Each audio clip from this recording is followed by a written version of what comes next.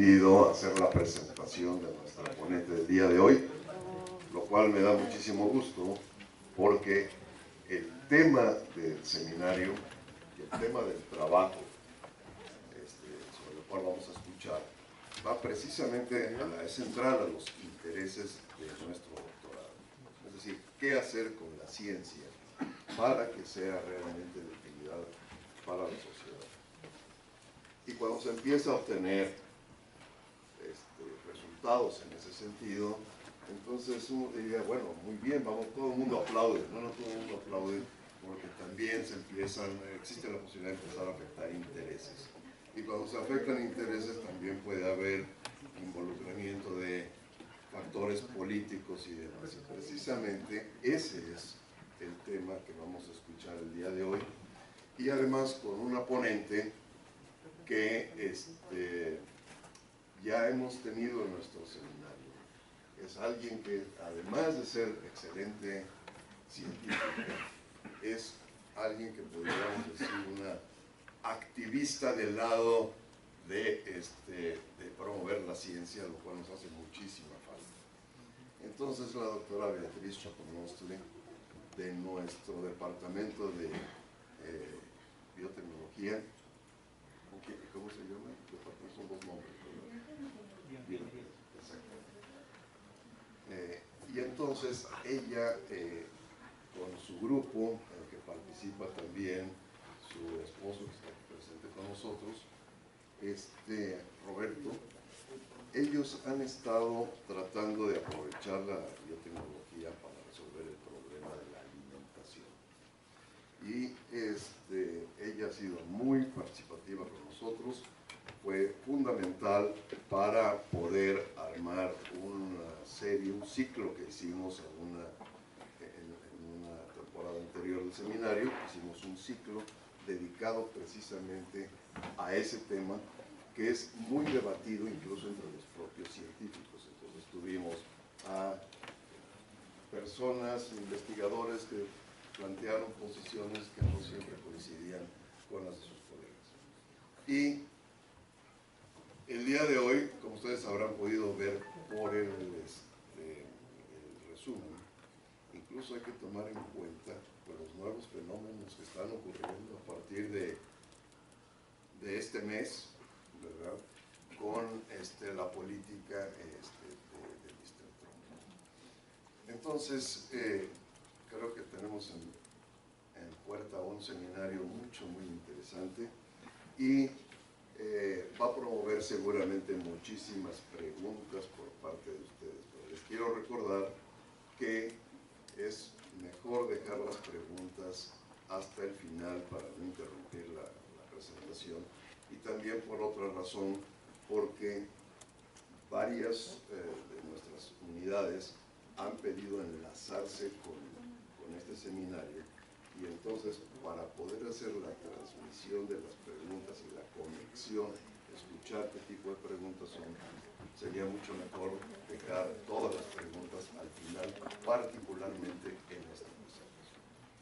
Entonces, nuevamente, doy la bienvenida una vez más.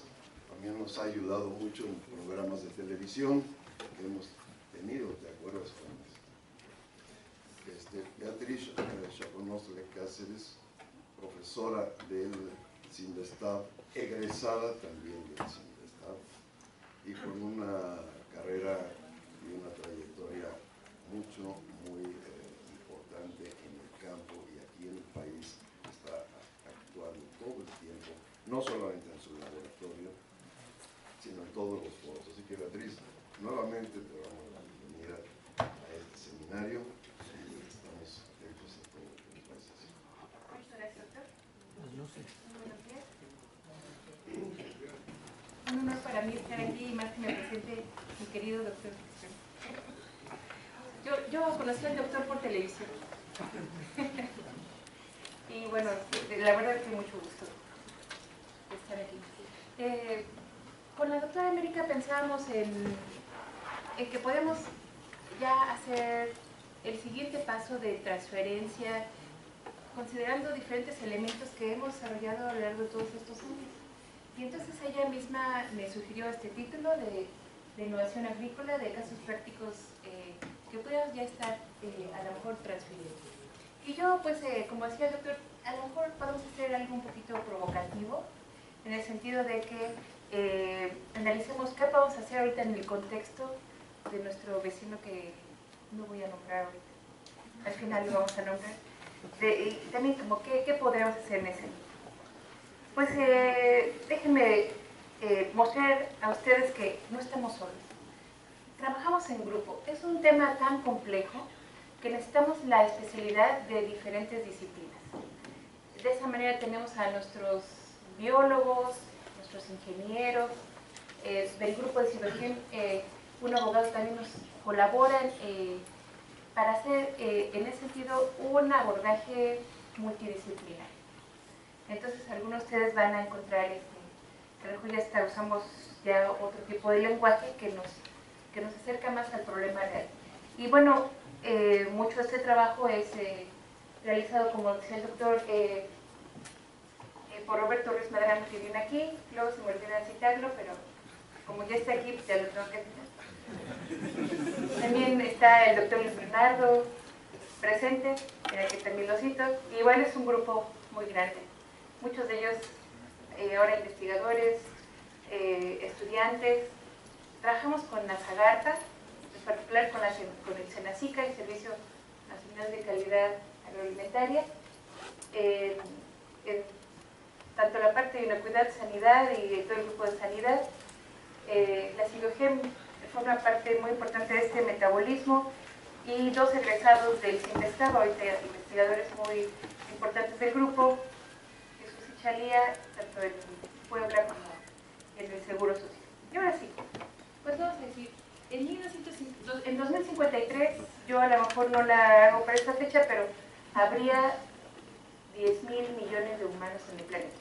Y aquí están exagerados en este cartoncito cómo va a aumentar la población. Pues Asia Central, China contribuyendo en gran medida a esa sobrepoblación, así más o menos va a estar el continente americano, y México va a estar en el lugar 11 con 139 millones de humanos. Esto hace que tengamos diferentes prioridades, tenemos que alimentar. Y las prioridades a resolver en la agricultura son diferentes.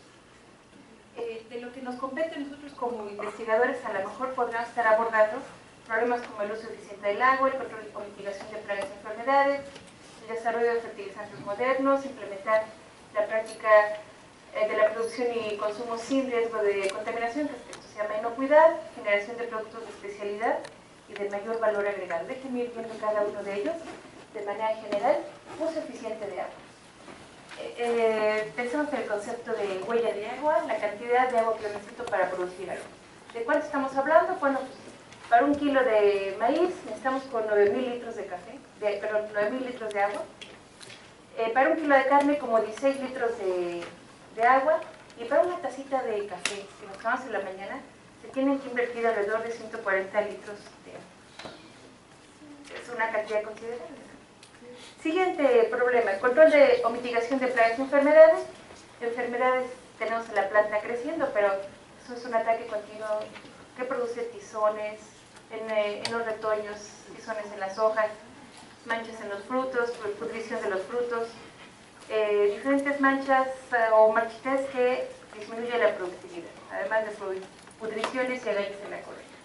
Del lado derecho tenemos unos animales que se alimentan de la planta, estos son chupadores, y toman toda la savia que está sintetizando la planta, todo el contenido de sus azúcares, y conlleva pues a disminuir la productividad. Y además estos elementos están vivos. Ellos no cumplen años como nosotros, pasan 12 meses y ya tienen otro año. Ellos funcionan en el sentido de las horas calóricas.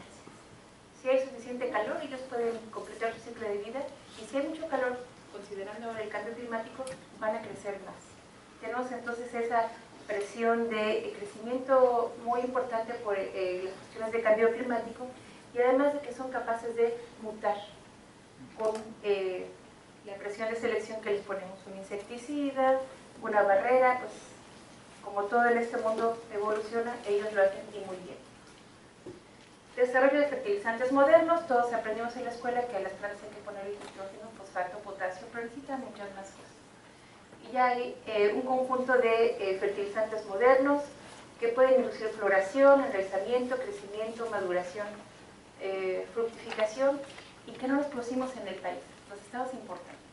Muchos por vía microbiana se pueden producir, otros son extractos de plantas y todos lo estamos trayendo de afuera.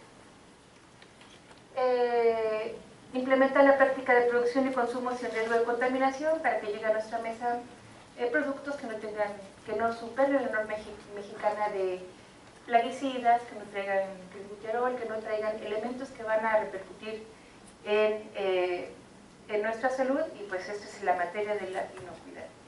Una tarea muy, muy difícil, porque no se ve en la mesa, ¿verdad? La generación de productos de especialidad y de mayor valor agregado, pues tenemos un grupo de consumidores que tienen alta preferencia por los orgánicos, son más caros, el productor gana más al estarlos produciendo, estas lechuguitas muy sabrosas que uno puede comer también por esta vía, productos de alta especialidad como carne orgánica, la verdad es muy rica, los pollos no se ven tan buenos, pero pues es cuestión de gustos, ¿no? Los embutidos sí se ven bien sabrosos, gallinas orgánicas, huevos orgánicos. Y bueno, al final de cuentas, al final del día, el productor tiene más dinero en su bolsillo. ¿Cuál es el enfoque mexicano? Pues el gobierno del país ha considerado hacer la identificación de problemas en sanidad y inocuidad que nos permitan aumentar la productividad de nuestras actividades primarias. Y créanme que no estamos en cero. Ha habido una tarea muy profunda en regular todos los procesos y productos con normas oficiales mexicanas. Para yo producir un simple jitomate, yo tengo que hacer uso de al menos 6 normas mexicanas que me van a decir qué voy a agregar, cuándo puedo cosechar, bajo qué condiciones debo de empacar, qué debo de etiquetar para que esté en la mesa del consumidor, y eso nos da mucha seguridad de que estamos comiendo algo inocuo. Entonces decía, pues no estamos en cero, pero podemos, por supuesto, mejorar. Pensando en uno de estos ejemplos, que es el producto de materiales por ingeniería genética, estos los regula la ley de bioseguridad, es esta ley de bioseguridad de organismos genéticamente modificados, y evalúa lo siguiente. Se declara como un sujeto de protección, en este caso plantas nativas, y se evalúa el gen, su fuente, sus características moleculares, cuántas veces está ahí en el genoma, dónde se insertó, de la proteína, cómo se usa, cómo funciona, cómo se expresa, si es tóxica o es alergénica, del cultivo, cuál es su morfología, de productividad, su composición en el alimento, y un análisis proximal de nutrientes clave, antinutrientes, etc.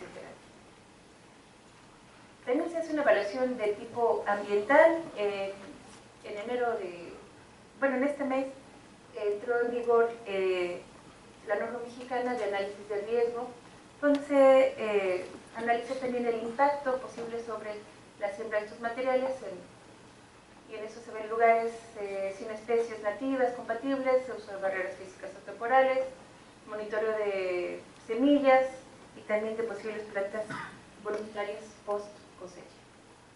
Entonces ahorita yo quisiera ir mostrando algunos de los ejemplos que hemos desarrollado en este grupo interdisciplinario, y pues vamos a empezar con este maíz tolerante a sequía y frío que desarrollamos y que le pusimos un nombre que me dicen que no es muy sexy, pero es Centro de Investigación y Estudios Avanzados, pues, la clona 9.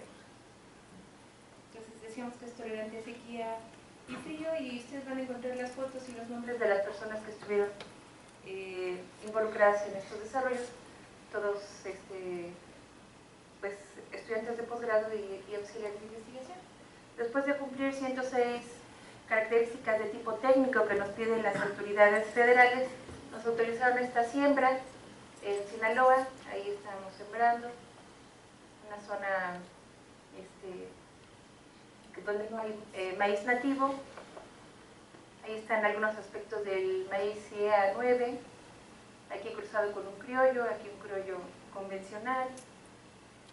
Cayó una helada, esto ocurrió por por marzo una helada muy importante que llegó, de acuerdo a nuestros registros, a 0 grados, sin considerar el factor asociado al viento. Y pues, y bueno, encontramos que estos materiales son tolerantes tanto a la sequía como al frío.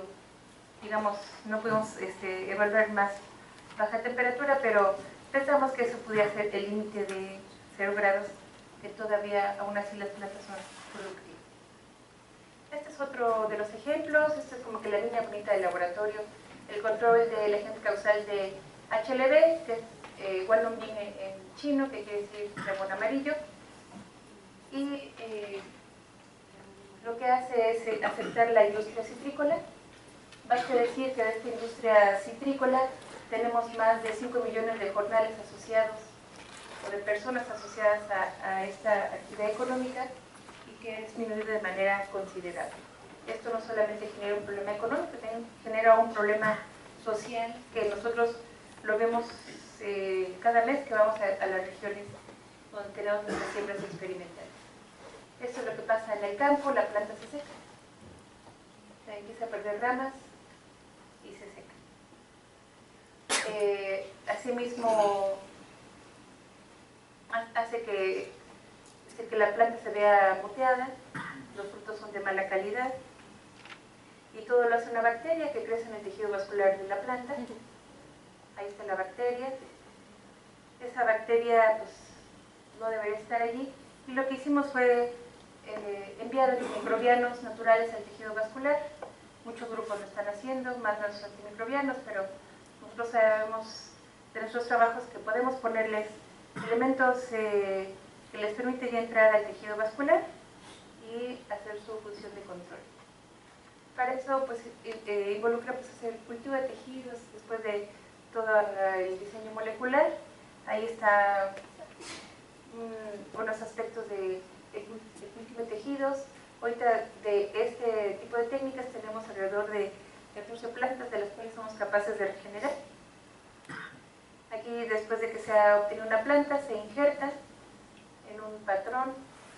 El nombre es muy técnico, pero vamos a hacer un portainjerto. Después sale la plantita y se evalúa después de un tiempo en campo. También hacemos pruebas de toxicidad aguda. No encontramos diferencias ni en peso ni en biometría hemática de los animalitos que se alimentan con el agua de limón de estas plantas. También están los análisis bromatológicos, donde encontramos diferencias cuando usamos estos antimicrobianos. Hicimos una siembra experimental también después de completar ese gran número de descripciones técnicas.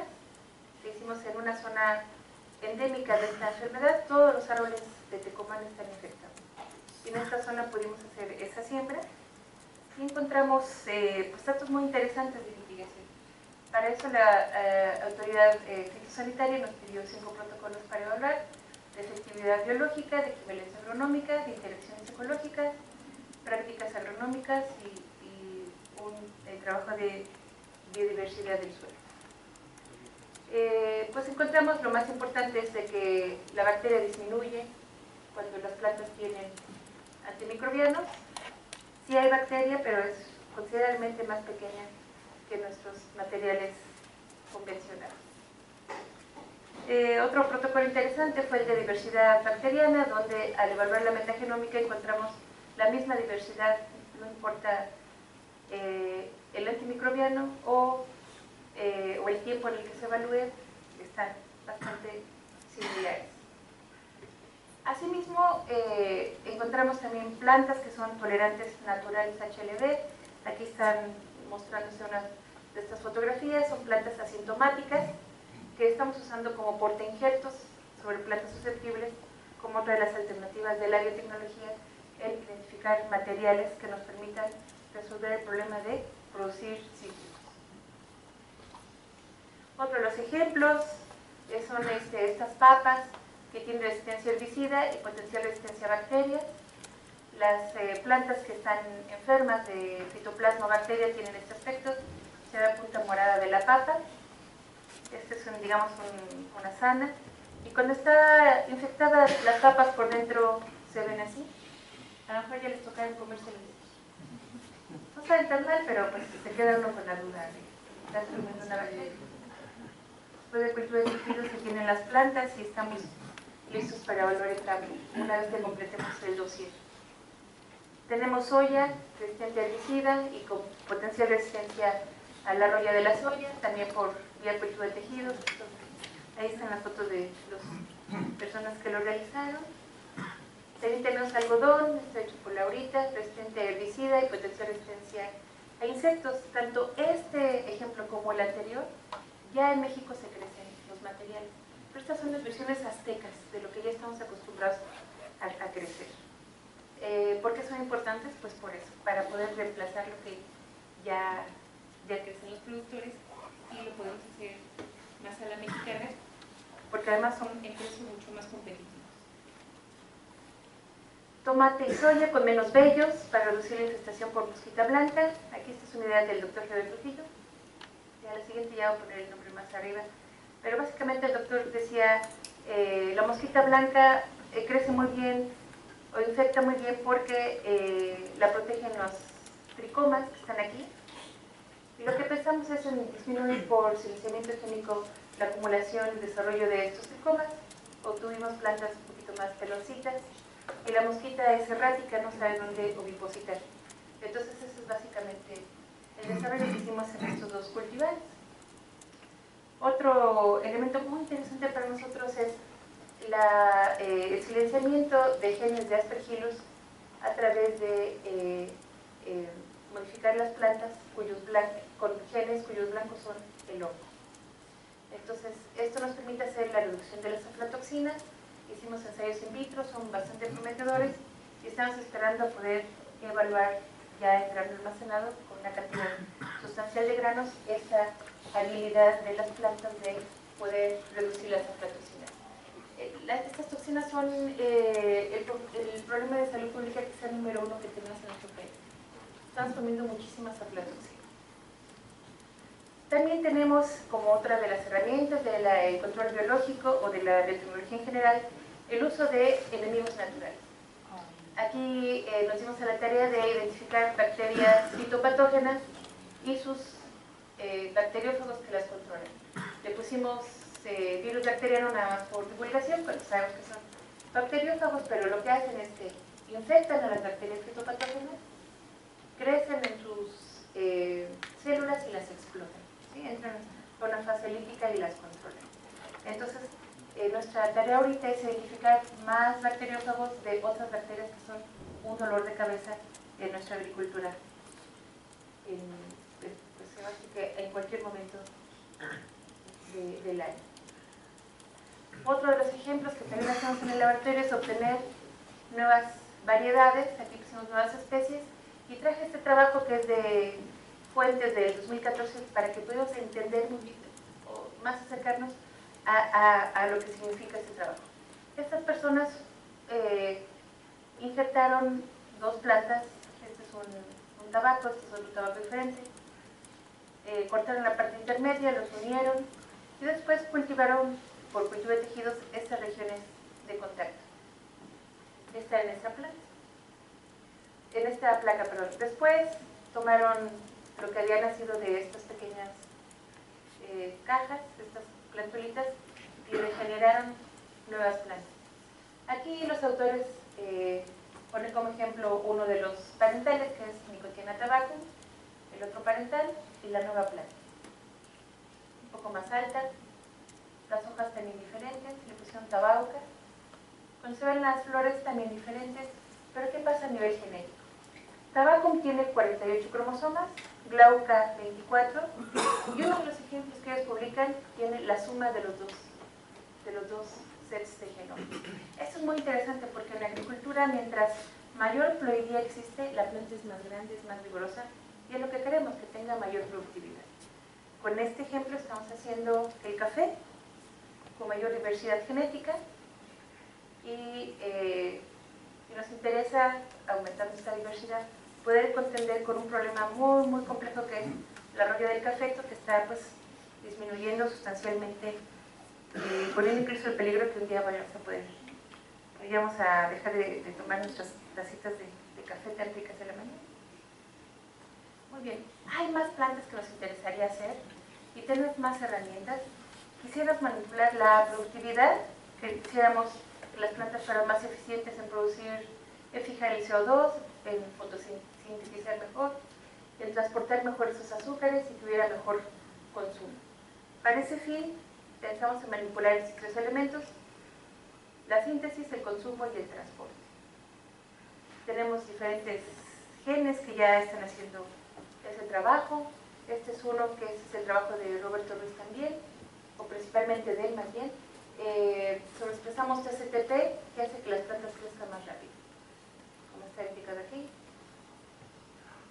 con sus controles. También somos capaces de inducir la floración más rápido. Esta es una proteína FT que describió otro grupo, pero hemos caracterizado con mayor detalle en el laboratorio. Si esta se sobreexpresa, podemos hacer que la planta florezca más rápido. Esto es un control. Y sabemos a nivel genético todos los genes que la controlan y que se sobreexpresan o apagan para ese efecto que vemos. Y tenemos otra herramienta que nos llama mucho la atención, sobre todo porque no está regulada. Se llama edición de genomas, que todos ustedes conocen. Hemos estado buscando un nombre que no sea tan llamativo, porque no queremos que le pase lo mismo que la palabra transgénico, que he intentado evitar en toda mi plática, y que ya la gente dice, es que es transgénico. Pero pues le pusimos mejoramiento acelerado. ¿Qué hace el mejoramiento acelerado? Básicamente genera inserciones o deleciones de bases de los ácidos nucleicos, reemplaza secuencias discretas y pudiera permitirnos insertar algunas secuencias. Los productos son iguales al mejoramiento tradicional que uno hace cuando agrega mutágenos: etilmetanosulfonato, ultravioleta, rayos X. Se hacen unas cuantas modificaciones y todas las plantas, o la inmensa mayoría de las plantas que tenemos en nuestra mesa, se han obtenido por mutaciones con mutágenos. Entonces, básicamente sería ese equivalente. Ya decía yo que no está regulado por la ley de bioseguridad y el producto es idéntico a los mecanismos convencionales. Esperemos que no regulen el proceso, porque el proceso sí implica el uso de ingeniería genética, que al final de cuentas en una generación segregamos y solamente sale al mercado aquella planta que sí tiene la modificación, que no tiene los elementos de corte y reparación que estamos agregando en la generación de laboratorio. En ese mejoramiento acelerado estamos haciendo desarrollo, se hizo el desarrollo de vectores para nuestras plantas, tanto mono como dicotiledóneas. Estamos obteniendo variedades con tolerancia a sequía y frío, maíz, soya, con resistencia a enfermedades, con resistencia herbicida, y esto estamos iniciándolo con mejores características agronómicas de manera general. ¿En qué contexto estamos haciendo estos trabajos? Bueno, esto ya lo contemplaba el Plan Nacional de Desarrollo de nuestro presidente. En el Plan Nacional de Desarrollo se solicita o se mandata la obtención de nuevas variedades nacionales adaptadas a nuestras condiciones para aumentar la productividad, y también se mandata la identificación de barreras que limitan la producción nacional de semillas, que son muchas. Con esto nació el Sistema Nacional de Semillas, que se publicó el año pasado en julio, y esta iniciativa federal también mandata la conservación del germoplasma, la investigación y desarrollo, que eso está uno ahí muy, digamos, muy cuidadoso a ver que esté escrito, porque se va a fomentar la producción nacional, la certificación y la comercialización. Entonces, pues aquí claramente entramos nosotros. ¿Qué otros desarrollos podemos estar haciendo que son a muy corto plazo? Pues en el departamento tenemos muchísima experiencia. Tenemos aquí nuestros colegas del Departamento de Biotecnología, y nuestro departamento se caracteriza por ser capaz de hacer desde el diseño hasta el envasado de muchos materiales.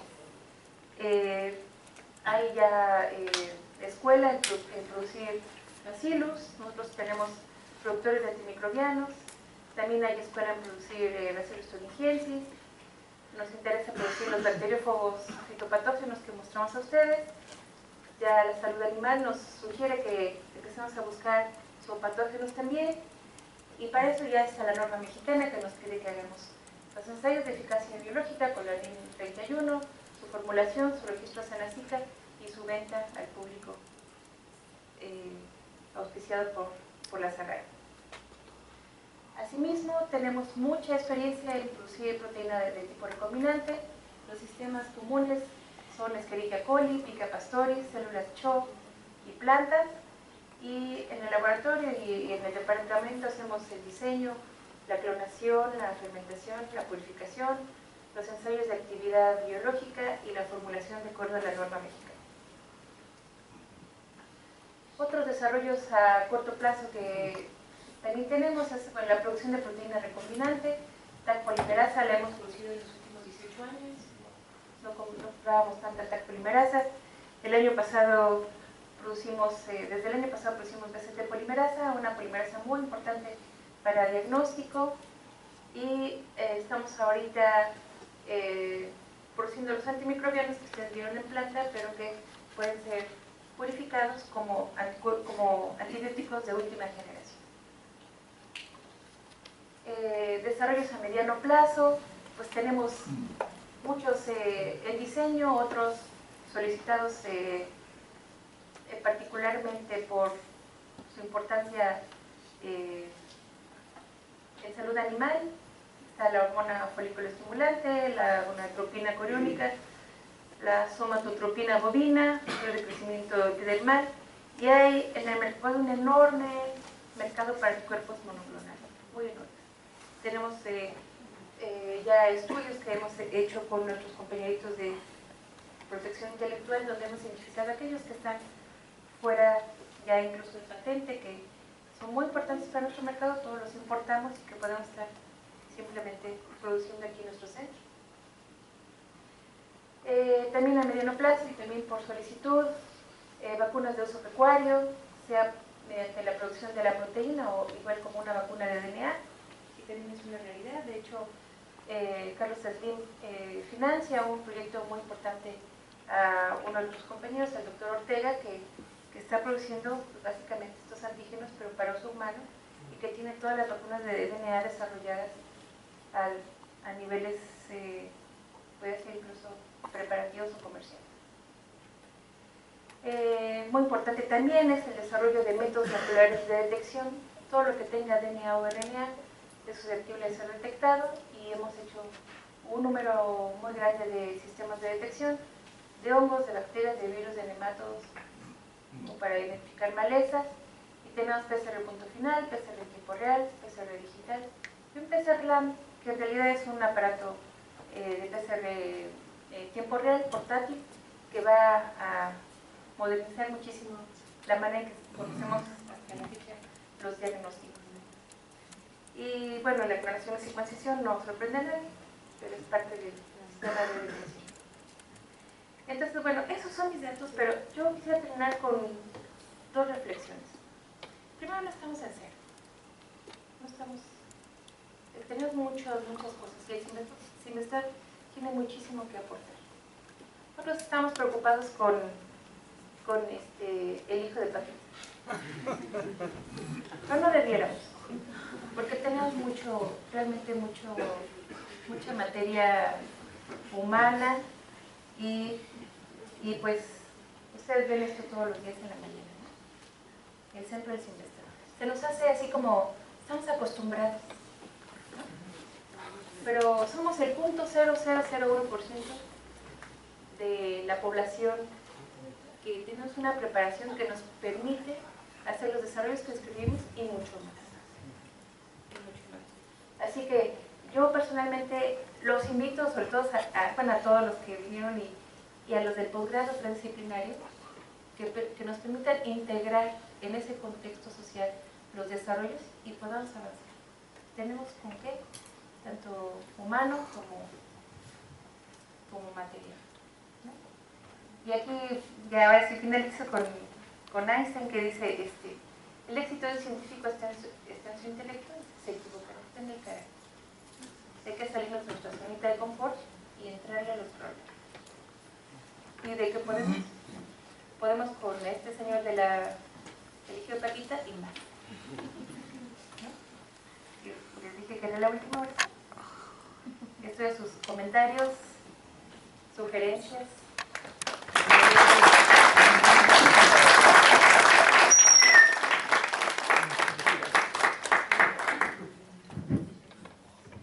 Bien, pues aquí tienen ustedes precisamente un seminario de otro estilo, ¿no? Un seminario que hace énfasis sobre todo en de qué manera podemos mover la ciencia para solucionar problemas. Entonces, vamos a proceder a la parte de preguntas y respuestas, incluidas las que vengan desde nuestras unidades. ¿Cómo hacemos, Miguel? Empezamos primero con la técnica. Entonces, ¿quiénes tienen? No va a haber preguntas remotas. No va a haber, siempre no. Entonces, como no se pudo hacer el contacto... No, sí se está transmitiendo, pero pero no va a haber preguntas. No hay preguntas. Entonces, del auditorio local, ¿tienen preguntas? ¿Por qué la siembra la hizo en Concordia?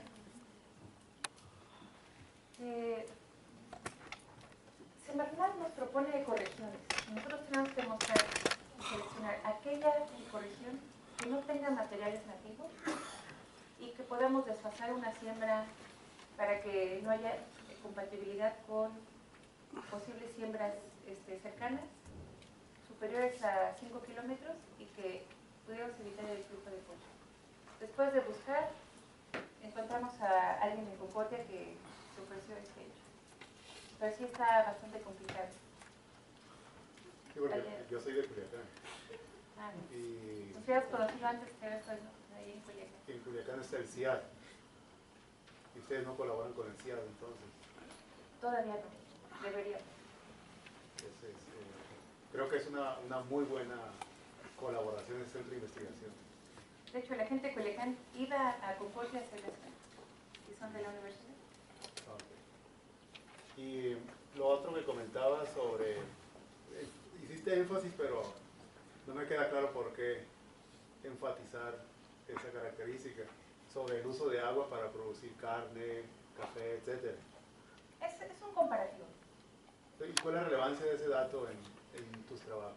Muchísima, porque para el caso del maíz que es tolerante a sequía y fría, nosotros y frío estamos básicamente ahorrando como el 40%.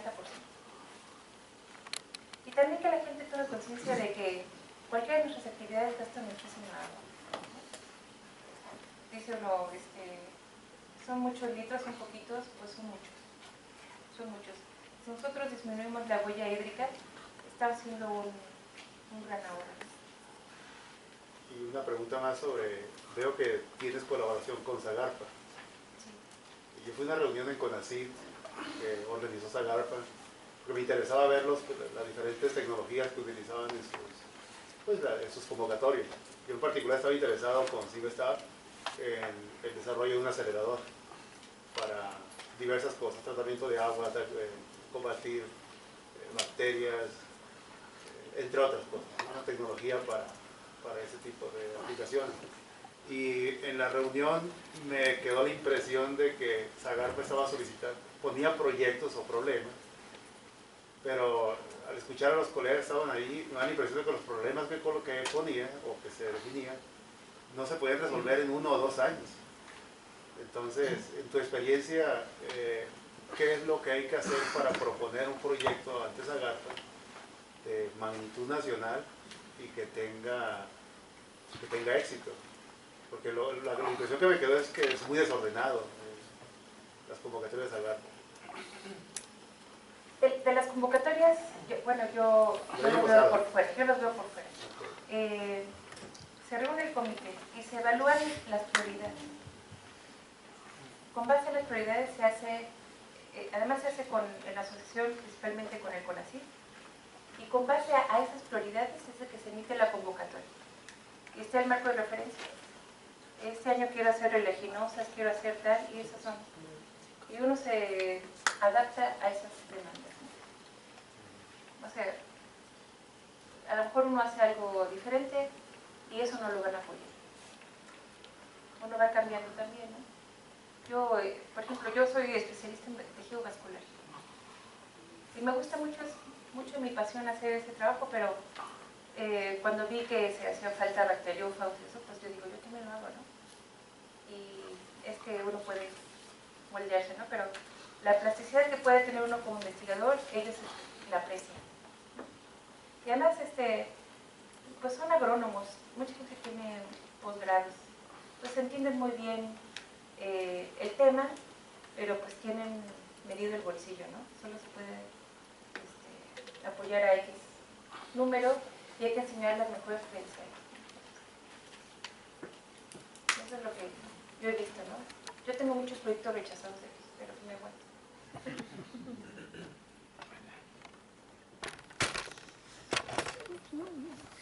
¿Dónde anda el micrófono ahora? Bueno, antes que nada, gracias por su charla. Considero que se presta más para hacer ciertas observaciones. Creo que esa fue la intención de su charla. Claro. Y por eso me va a permitir eso. La primera, una aclaración con respecto al dato del agua. Ya anteriormente hemos tenido un dato similar en una práctica similar de no similar, en una práctica sobre biotecnología. Yo ahí no estoy seguro si es una cuestión de escala, como una economía de escala. Es decir, consumir una taza de café, para consumir una taza de café se dice que se ocupa una cantidad N de litros de agua.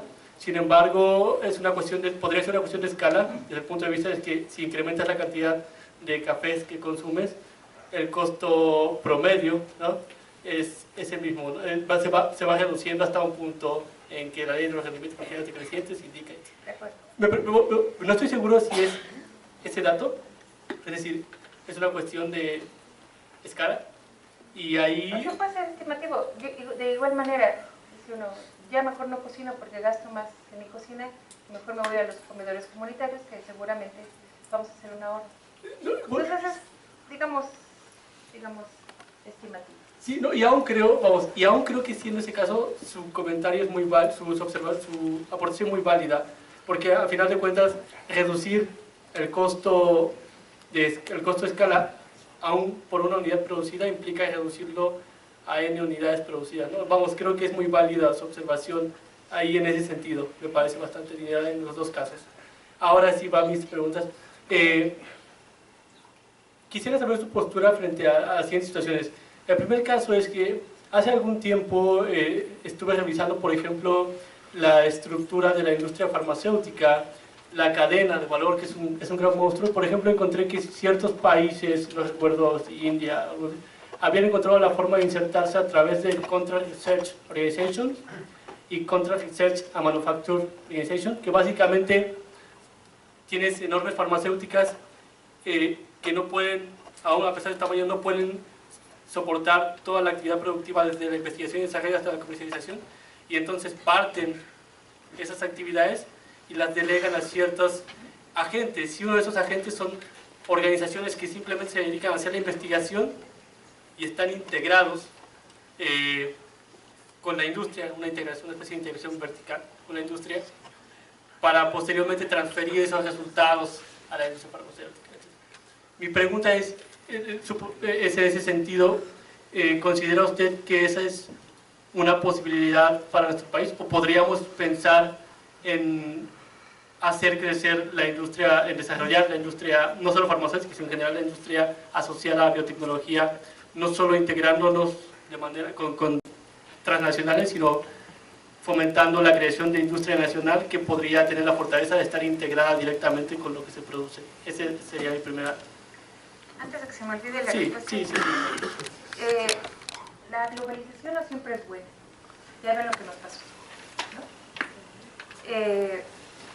Yo pienso que ya hay ejemplos de industria nacional que podemos seguir fomentando. Y lástima que no está América, pero hay un sistema bien interesante. Si investiga Puerto ya lo está desarrollando. Tiene sus emprendedores, que son nada menos que los mismos estudiantes que estuvieron participando en el desarrollo del X producto, y ya tienen su compañía. A lo mejor no son Merck, no son Sigma, pero ya, o sea, tienen resolviendo el problema local y yo creo que van a empezar a crecer. Y yo veo eso mismo aquí. Yo creo, hasta pienso que estamos un poco atrasados, ¿no? Por ejemplo, las polimerasas, los bacilos, ya debemos estar nosotros produciendo desde hace muchos años. ¿Qué nos falta? Sí, nos falta inversión, ¿verdad? Nos falta tener un emprendedor joven, ¿no? Más joven que nosotros, aún así estamos bien jóvenes, pero con energía que vaya, que haga todos los trámites, que tramite su marca y tenga su producto. Un contador, aquí tenemos muchos contadores de la administración, yo quitaría la mitad y pondría a que estén haciendo los trabajos en el conjunto que implica tener un aparato de producción contabilizado, ¿no? Y yo veo muchísimos elementos de oportunidad. Ok, y ya por último, la tecnología suele caracterizarse desde el punto de vista de un ciclo de vida, tecnología embrionaria, crecimiento, madurez y declive. Hay ciertas investigaciones que hacen referencia a que es diferente el ciclo de vida de tecnologías, por ejemplo, basadas en electrónica y telecomunicaciones, a tecnologías que son biotecnologías, principalmente porque a las biotecnologías, aún en fase experimental, se le exige un cierto grado de madurez, tal que tenemos equipos, ¿no? Secuenciadores, etcétera, que tienen funciones específicas aprobadas y otras funciones que son para usos de investigación solamente o que tienen que ser validadas. Entonces, son tecnologías, llaman modulares, ¿no? Tienen varios módulos, uno es completamente maduro y el resto son todavía experimentales en ese sentido. Bueno, voy a lo siguiente. Hay una publicación en Nature sobre biotecnología, un comment, y la cuestión era que comentaban que la gente que se dedicaba a hacer biotecnología podría enfrentarse a este problema en el momento en que buscara gestionar esa tecnología. Yo soy licenciado en gestión de tecnología. En el momento en que buscara gestionar esa tecnología, porque de pronto los mecanismos de gestión, la gente estaba formada, por ejemplo, de acuerdo a mecanismos de gestión de tecnología, de otro tipo de tecnologías, y de pronto tecnologías TICs, por ejemplo, que es y de pronto cambiar a tecnologías bio, ¿no? Podría afectar el ciclo de gestión de llevar un desarrollo tecnológico al mercado, porque por esa falta de experiencia. Mi pregunta es, ¿usted se ha enfrentado a esa clase de situaciones o ha tenido acercamientos a esa clase de fenómenos?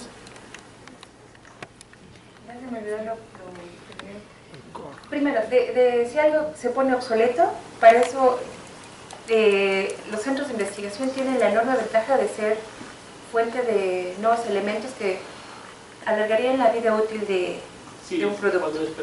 Y por otro lado, que se refiere a la gestión, ahí necesitamos hacer un híbrido. Necesitamos gente como tú, que habla los dos idiomas y que puede traducir lo que uno puede decir hasta en chino, ¿no? Entonces la gente dice, ay, diferente tu plática, no te entendí nada, ¿no? O el abogado me dice, cuando empezaste a hablar con el juez, ay, no te entendí nada. Bueno, claro, necesitamos el lenguaje intermedio que después pueda traducir llega el actuario, llega el abogado, lo ponen en su idioma que yo tampoco les voy a entender, pero ya hicimos la académica.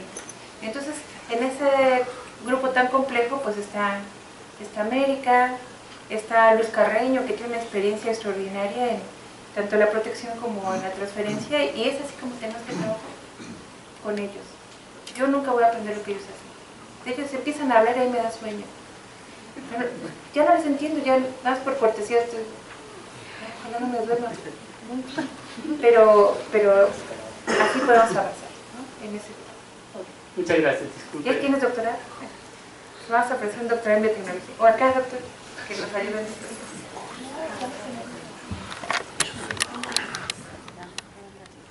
Muy buenas tardes, doctora. Estoy maravillado de tenerla aquí. Soy su fan. También te quiero. Una cuestión, retomando las palabras del doctor Fricción, ¿no? Que es una gran activista, también de la cuestión del doctor Estrella en estos años. Y bueno, yo seguí su trayectoria. ¿Cómo plantea el actual estado de aceptación de la tecnología, llámese esta agroalimentaria, no entremos en detalles, en la actualidad, en este 2017? Todo iba bien hasta noviembre de 2016. Pero después llegó las COPs, ¿verdad? Las reuniones de las conferencias de las partes, donde se revive el asunto que es muy importante de la biodiversidad y ahí se hace como que sugerencias para aumentar las moratorias o poner una moratoria indefinida del uso de nuevas tecnologías, lo cual yo pienso que hace un riesgo para nuestro país, porque los principales países industrializados no están, ni forman parte ni firman los grandes tratados como el Protocolo de Cartagena. Entonces, ¿de qué sirve que nos pongamos de acuerdo un grupo muy pequeñito en estar cuidando la biodiversidad si Estados Unidos no está allí? Aunque estamos un poquito perdiendo tiempo. Pero por otro lado, si nosotros tomamos mucha conciencia de que lo que vamos a hacer es una contribución sustancial, aunque pequeña, pues deberíamos de avanzar en ese sentido. ¿Cuál es el panorama para 2017? Muchas de las sugerencias, vete por edición que no está regular, ¿no? Lo cual nos atrasa pero no nos detiene. Tenemos que seguir, ¿no? Estar en un centro de investigación nos da mucha ventaja. Si fuéramos en una empresa ya habría yo quebrado y estaría yo vendiendo sándwiches aquí afuera, ¿no? Estar en el centro pues me garantiza un poco mi sueldo y que estemos trabajando más en eso y aguantar un poquito más. Pero es una cosa que tarde o temprano va a llegar. Y ahorita ya llegó antes de lo que esperábamos. Con este cambio de la presidencia en Estados Unidos, decimos, ¿va a haber desabasto? Porque nosotros nos están impidiendo que eventualmente mandemos cosas. Y lo que nos traigan, también vamos a poner impuestos, vamos a estar con llenos de jitomates y de aguacates y de cebolla y llenos de gasolina y todo eso, ¿no? Entonces tenemos que estar pensando mucho en el contexto y en tratar de llenar los huecos que equivocadamente pensamos que podemos depender 100% de los materiales de afuera y no poder. ¿Está bien? Sí, muchas gracias. Segunda pregunta nada más. Estamos en el sexenio de la innovación. Entonces, ¿ha notado alguna importante contribución respecto a esto? ¿Ha notado más innovación con respecto a las políticas que se han implementado? Aunque sea en el área. Sí, por ejemplo, el uso de agua es muy importante en esta sección. Toda la tecnificación del campo ha, pienso yo, aumentado de manera sustancial. Eso es bueno para nosotros. Más mecanización, más uso de agricultura protegida en general. Yo siempre digo, no estamos en serio. El año pasado tuvimos la oportunidad de ir a Centroamérica, que se les falta mucho. Nosotros no estamos tan así, ¿no? Pero necesitamos mejorar. Yo creo que para el futuro. Gracias a ti. Hola, gracias por su plática. La misma invita a poner de manifiesto algunas cuestiones relevantes sobre la convergencia entre la técnica, la ciencia, la tecnología y la sociedad, en el sentido de que muchas veces ante problemas sociales graves, la ciencia o la tecnología ofrece algunas soluciones. Por ejemplo, el hambre, la revolución verde, y el argumento de que gracias a la tecnología efectivamente se iba a producir más alimento, como es un hecho, ¿no? Sin embargo, la distribución es un problema que existe, ¿no? O sea, a pesar de que hay más producción de alimentos, hay hambre, y hay gente que se muere de hambre, ¿no? ¿Hasta qué punto usted cree que sea necesario la convergencia entre todos estos aspectos de desarrollo tecnológico y los aspectos sociales que muchas veces son determinantes en definir cómo llega y a quiénes llega la tecnología? Bueno, a mí me sorprende mi comentario de que muchas regiones muy rurales están ávidos de biotecnología. Yo me baso en el hecho de que tenemos numerosas llamadas telefónicas, cartas, visitas de gente que dice, vean sus productos, ahí nadie va a entrar porque ahí mando yo, pero yo tengo un montón de hambre.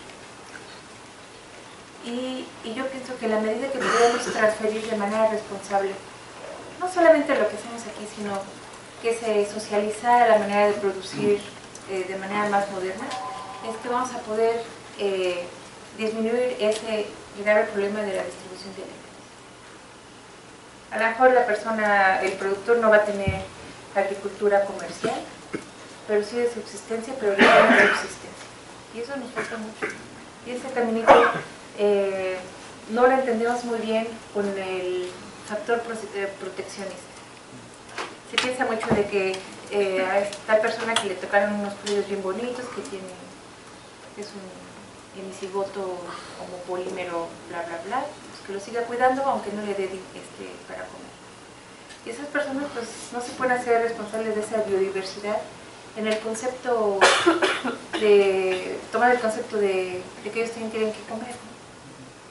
Entonces digamos una mezcla de protección de la biodiversidad con acercarles la manera en que ellos mismos puedan producir sus alimentos, biotecnología o tecnología digamos, de mayor complejidad, podría quitar esa brecha. Pero yo entiendo que es un problema ya más social, del cual quisiéramos tener un poquito más de opinión que ya no nos compete tanto. Sería yo, lo haría mal, en mi opinión. Buenos días, doctora. Una pregunta. ¿Qué estudios de mercado hay de todos los desarrollos tecnológicos que nos mencionó? ¿Y cuál sería su papel en el proceso de mitigar la dependencia que tiene México de la industria extranjera? Digamos, del 100% de productos de biotecnología vegetal que se importan, que están del extranjero, ¿qué tanto se puede producir en México para digamos, producir la mayoría de todo eso o una parte importante? Y bueno, sería una pregunta, y la otra sería... Sí. Estudios de mercado. Sí. La Zagarpa, o de manera general, se tiene una lista de prioridades, de las cuales se sabe que es mucho más, cuáles son los problemas más apremiantes, de los cuales tenemos una necesidad inmediata para resolverlos. Ya se tienen los estudios de mercado y se sabe que se generan pérdidas, que están tales jornales en riesgo, que hay un problema social, que hay desplazamiento, y entonces se pretende tener una solución lo más pronto posible, ¿no? Entonces, ¿cuál es la siguiente pregunta? Sí, muchas veces el éxito de un producto depende independientemente de la parte técnica del desarrollo, la mercadotecnia.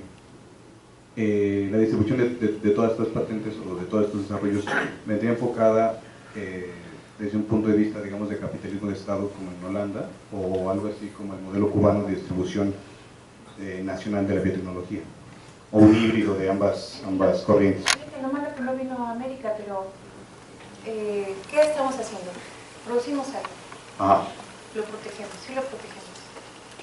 Y antes no lo protegíamos, y estábamos equivocados. Tenemos que proteger para que no llegue un tercero y diga, esto sí es mío, vaya Beatriz, y a ti te paga desinvestir. Esto ya es mío y yo lo exploto como quiero. O sea, todas las patentes son del centro. Sí. Algunas compartidas con la Zagarpa, que tienen mucha parte de ellos de contribución intelectual. ¿Y cómo se transfieren? Bueno, ya la Zagarpa tiene mapeado todo el país. Está organizado por temas producto, por comisiones estatales, y es por ahí, de esa manera que pueden bajar los productos. ¿Quién se va a beneficiar? El productor. Por eso es que nosotros ya hemos hecho cálculos y pensamos que podemos dar semilla mejorada a mucho menor precio de lo que ya lo estamos acostumbrados a comprar. Digamos, un costal de maíz que vende las transnacionales anda como en 3,000 pesos, es semilla certificada. Nosotros lo podemos producir mucho menos. Ahí está la ventaja de que un desarrollo lo soporte el gobierno federal, ¿no? Sí. Que lo hagan investigadores como nosotros, alumnos de posgrado, y que después se transfieran, ¿no? Diferente a lo que es una compañía que quiere recuperar lo que ya invirtió en sueldos, en salarios, en ventas. En utilidades. Pero entonces la distribución sería a través del Estado, de la Zagarpa. No necesariamente. no necesariamente, pero... Pero sería la prioridad, digamos. El principal mecanismo, pues, más que la creación de nuevas compañías. Puede ser, no. Puede ser la Zagarza, pueden ser pequeñas compañías que estén localmente produciendo algo, pensando en los bioinoculantes. De eso ya hay experiencia en el país donde hay pequeñas biofábricas produciendo los bioinoculantes. Nacionales que provienen de una universidad y que tienen mucho éxito. Gracias. Y aún así, quien tiene que responder es América. ¿Verdad? Es la mera experta, ¿no? Yo aquí estoy improvisando y le voy a reclamar. Una curiosidad, buenas tardes, muchas gracias por su exposición. Al hacer el ejercicio de transferencia tecnológica, ¿qué dificultades, o podría narrarnos si quiere, y si no, pues pasa mi pregunta, qué dificultades ha encontrado con los caciques para lograr que esta tecnología llegue a pequeños productores, campesinos, o más, bueno, así como dejarlo hasta ahí? Digamos, no creo que hemos transferido mucho. No hemos transferido mucho, pero digamos lo que sí transferimos, que fue el frijol, bueno, estaban ávidos, hasta nos llevaron a pasar. Fue la verdad una experiencia muy bonita. El frijol pinto sin vestar y el frijol pil zacatenca, se los llevamos a Oaxaca, que es un frijol convencional. Entonces lo tuvieron, nos dijeron que si les damos fertilizantes, los llevamos y la verdad que nos sentimos muy contentos. No se ganó nada, pero pues ayudamos a esa. Y de esa manera tenemos una lista muy larga de gente que nos pide asesoría, desarrollo, lo que tengamos, ¿no? Y yo creo que hay mucha apertura, a lo mejor porque viene del área académica. Incluso unos materiales son transgénicos, ¿no? Y hay gente que nos dice, sí, pero son mexicanos. Y los va a tener. Y eso es bueno para nosotros. Entonces llevan esos ejercicios de capacitación constantemente por parte de su departamento. De lo que podemos. Ya. De lo que podemos. Ajá. A veces luego va gente y yo tengo que dar clase o me está esperando X y lo tengo sentado una persona 3 horas esperando. Y se espera y ya le explicamos lo que podemos. Pero pues es en la medida de la solicitud y de la oportunidad de responder. Gracias. Doctora, buenos días. Mi pregunta va más orientada al aprendizaje que ha tenido implementando estas técnicas de modificación en especies vegetales. Me llama mucho la atención, por ejemplo, la mención de la edición de genomas, porque cuando yo estaba estudiando, por ejemplo, la carrera, no tenía ni idea que el paradigma iba a cambiar tanto y tan rápido, y creo que es algo muy característico del ámbito científico. Sin embargo, usted está llevando estas modificaciones ya al campo, y me gustaría preguntar, ¿cuáles son algunos mecanismos o qué ha hecho para modificar los protocolos de manera que tenga una flexibilidad para adaptarse a este ámbito tan cambiante? Pues hemos seguido nuestro sentido común. Le estamos un poco a la mexicana, digo, sin ser peyorativos, ¿no? Pero yo digo, pues es ingenio mexicano, ¿no? Y así es como partes de trabajar. No quiere decir que no tengamos la instrucción, ¿no? O que no hubiéramos leído el tema y todo, pero ya en el momento a veces se adapta, ¿no? Y estamos en el área de innovación, no sabemos cuál es la mejor, pero intentamos nuestro mejor esfuerzo, ¿no? Lo que sí nos saca de nuestra zona de confort, ¿no? Ahí luego imagínate un equipo de fotosíntesis que pesa 40 kilos corriendo porque vienen los perros atrás, ¿no?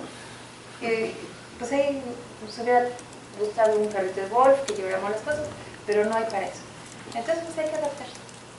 Y así es como hemos trabajado. Gracias, doctora. Una pregunta más, o comentario, participación. Bien, yo tenía una pregunta, Beatriz. Primero, si hubiera que elegir en este momento, dado las nuevas circunstancias que están cambiando muy rápidamente y de manera totalmente irreversible, ¿cuál ¿cuáles serían las 3 acciones que en el contexto que nos has presentado tú crees que en este momento serían prioritarias? Organización por parte del gobierno, organización por parte de los académicos, promoción de algunas acciones, información al público para que esté informado. ¿Por dónde podría ir? Pues, si yo tuviera que hacer esa tarea, a lo mejor haría una lista mucho más larga, pero si dijéramos las 3 más importantes, nos tenemos que hablar entre colegas. Tenemos que sumar nuestras habilidades. Yo soy bióloga, que entre el ingeniero, que entre nuestros compañeros matemáticos, y que pudiéramos en conjunto hacerlo. ¿Por qué no lo hacemos, doctor? Porque nos califican individualmente. Y al final de cuentas, esto que hemos realizado, pues nos cuenta casi 0 en COPEI, en nuestras evaluaciones. Yo creo que no me han evaluado, no me han recategorizado en mis últimos 8 años. Y ya me mandan mis papeles, yo así ponte a trabajar. Y entonces yo, sí voy a poner a trabajar. Pero necesitamos cambiar esa perspectiva de cómo nos ven los que hacemos cosas aplicadas, y necesitamos tratar de transmitir eso a nuestros alumnos y también tener oportunidad para nuestros egresados. Yo creo que eso es algo fundamental si hemos hecho recursos humanos de tan altísimo nivel, que ellos fueran beneficiarios y productores de nuevas compañías o nuevos centros de investigación, antes que se nos vayan a ver a Trump. Ya dije 3, Esto que como está haciendo en la unidad de Irapuato, de promover, incluso programar la generación de los spin-offs, que son las compañías estas en donde se puede transferir la tecnología con el tecnólogo, que es el egresado. ¿Sí? Y quitar la mala imagen, como decía Betty, no mencionar la palabra transgénicos, ¿no? Que genera muchísimos anticuerpos en la mente de la gente, no es una palabra maldita ya. De todo lo que nos hemos hablado es precisamente de transgénicos, de biología molecular, ¿sí? Un ejemplo tras otro de lo que la biología general puede lograr en nuestros laboratorios y llevarse al campo. ¿Cuántos estados de la República mencionó que están impactando ustedes en este momento? Son 5 o 6. Sinaloa, Oaxaca, Colima, etc. Entonces, ese es el tipo de trabajo que se tiene que hacer. Pero como también se ha mencionado en repetidas ocasiones, hay que salirse de la esfera de confort. Bien. Y la otra pregunta es, ¿por qué no se menciona en general al trigo? Y lo pregunto porque generalmente nos centramos mucho en la tortilla, que es un producto que se consume pues, en todas las capas sociales. Todo el mundo consume tortilla. Pero el trigo, en las actuales circunstancias, si por ejemplo Bimbo, que me parece, y otras grandes panificadoras que importan el trigo, dijeran, no vamos a empezar a consumir trigo mexicano, porque es superior.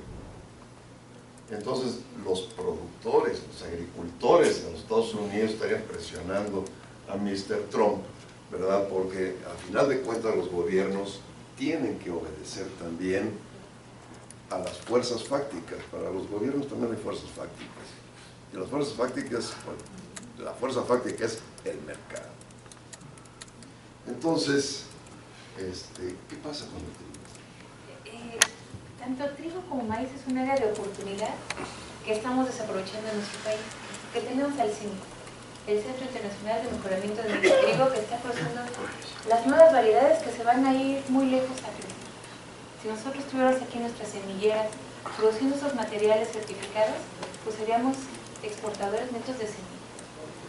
Para el caso de trigo en particular, pensé que me iba a preguntar por qué no hay transgénicos de trigo. Dice dicen los ambientalistas, porque la gente que es el primer mundo que solamente come trigo y no quiere maíz porque es una más salud de los animales, pues que no quiere contaminar. Pero en realidad, genéticamente hay una barrera, todavía no tenemos el genoma secuenciado del trigo, es difícil de transformar. Y hasta ahorita, con la biodiversidad que ha aumentado mucho el símil en trigo, ha permitido resolver los problemas más críticos de roya, pero está el problema de la productividad, del gasto de agua todavía, y ya están las primeras iniciativas de trigo genéticamente modificado para royas, principalmente para royas. Y colaboramos con ellos en trigo precisamente. Yo no presento nada de eso porque como que es más de ellos, pero en ese sentido nos vamos a ir a edición de género. Sí. Tanto para el trigo harinero como para el trigo de pastas. Y es un área de oportunidad muy grande. Sí, pero necesitamos más gente, ahí entrarían los agrónomos, pero 100% de este trabajo. Efectivamente, el trabajo transdisciplinario pues, es indispensable. Muy bien, entonces no hay más preguntas. Doctor. Sí. Gracias, muy interesante la charla. Un comentario con respecto a lo que comenta el doctor Friccione. No se mencionó la palabra transgénicos, pero yo quería preguntarle si esos trabajos que se están haciendo con soya y algodón son efectivamente transgénicos o simplemente son organismos genéticamente modificados. Porque es que recordemos que aunque todo transgénico es un organismo genéticamente modificado, no todo organismo genéticamente modificado es transgénico. Entonces, el doctor Friccione dice que pues no mencionar la palabra transgénico, pero a mí me parece que eso es un error porque precisamente es lo que está haciendo el vecino Trump al silenciar a la EPA. O sea, el hecho de no hablar de cambio climático, de silenciar a la EPA, no va a quitar el problema. ¿Sí? Entonces el solo hecho de no mencionar los transgénicos no va a quitar el problema. ¿Sí? Ese es el comentario. Y quería decirle que otra cosa con respecto a lo que comentaba el doctor Sayego, es que hay que trabajar mucho. Ya sabemos que el problema de alimentos no es la falta de alimentos, sino que es el problema de la distribución y el acceso y este tipo de cosas. Y una de las cosas que hay que cambiar es un aspecto cultural y social, que es con respecto a la estética del alimento. Simplemente que porque tiene una manchita o porque tiene una patita o algo así, entonces ya no nos gusta y lo desechamos y lo tiramos. Entonces ahí es que realmente aprovechar bien los alimentos que tenemos.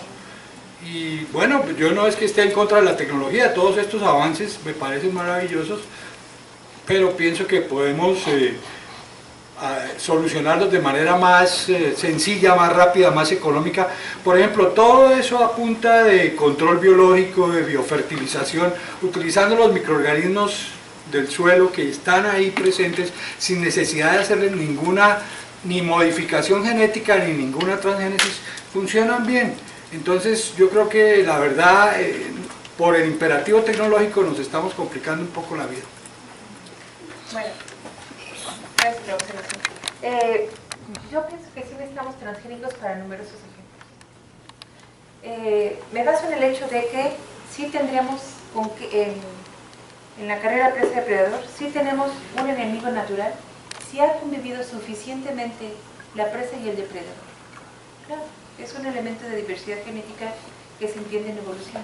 Pero ¿qué pasa si ahorita nos llega una plaga, por ejemplo, Dios no lo quiera, pero H5N7 de influenza aviar que acaba de recombinar allá? O cuando llegó aquí la influenza porcina, ¿verdad? O sea, todos estábamos abajo de la cama. ¿Por qué? Porque no tenemos el mecanismo molecular con el cual podríamos haber tenido alguna resistencia en la población. Lo mismo pasa con las plagas. Con esta comunicación tan rápida, podemos tener una plaga que está ahorita en China en 24 horas aquí. Y no tenemos con un mecanismo natural para protegerla. Entonces, en esos casos, la fuente más cercana de un gen de resistencia puede ser cualquier otro individuo vivo. Puede venir de un virus, puede venir de una bacteria, de otra planta que está al ladito. Entonces, eso hay que tenerlo muy en cuenta para, claro, buscar lo más compatible, ¿verdad? pero sin descartar el uso de los transgénicos. Yo evito el uso de transgénicos porque ya se parece mucho al de tiburón. En mis tiempos, eso también lo presentó Sol Ortiz, cuando vino a una plática esto de grupos seminarios, ya dice tiburón y yo ya no me meto al mar. Pues ya tenemos la idea bien fija de que un tiburón es muy malo. Y bueno, dicen que se han comido, la influenza ha matado más gente que un tiburón a personas, pero la palabra transgénico ya es casi que decir una grosería. Pero podemos decir de otra manera sin quererlo ocultar. Es uno de los productos de la biotecnología moderna que implica ingeniería genética, sí. Y puede ser cisgénico, puede ser isogénico, no necesariamente transgénico. Y podríamos convivir con ese otro método, con esa otra descripción. Lo mismo pasa ahorita con la edición de genomas. La gente está intranquila o de manera general un comunicador nos pregunta ¿cómo digo edición de genomas sin que se vaya a convertir en malo? Y le pusimos ese nombre muy poco atractivo de mejoramiento acelerado, que si se regula el producto, pues ya decíamos, no va a haber delito que perseguir, porque no hay una evidencia de que hicimos una modificación con una polimerasa en un paso previo, pero tratamos como de que la gente mida en su dimensión correcta las cosas, ¿no? Y que no lleguemos a las exageraciones de escándalos por uso de vacunas, que ha retrocedido a países que ya habían erradicado pues, muchas enfermedades. Aquí tenemos muchos focos rojos, ¿no? Ya la gente se siga vacunando, que se vaya la tuberculosis, que se había ido el polio y ya regresó, ¿no? Entonces eso como que nos angustia mucho como investigadores, de cómo comunicar, que vean que en un análisis de riesgo es muy bajo el riesgo y que tomen el beneficio de la biotecnología. Pero es como que buscarlo. Gracias. Muy bien, pues queremos nuevamente agradecer muchísimo la participación de ustedes en este colaboratorio, en el seminario, que abre muchas perspectivas acerca de lo que se puede hacer, se está haciendo, ya no es una cosa, un sueño de que para cuándo. La cosa es de qué manera se incentiva este tipo de actividades para que pueda haber más beneficio y podamos competir mucho mejor en los mercados internacionales y para solucionar el problema. Así que muchísimas gracias, Beatriz, muy buena suerte en lo que estás haciendo.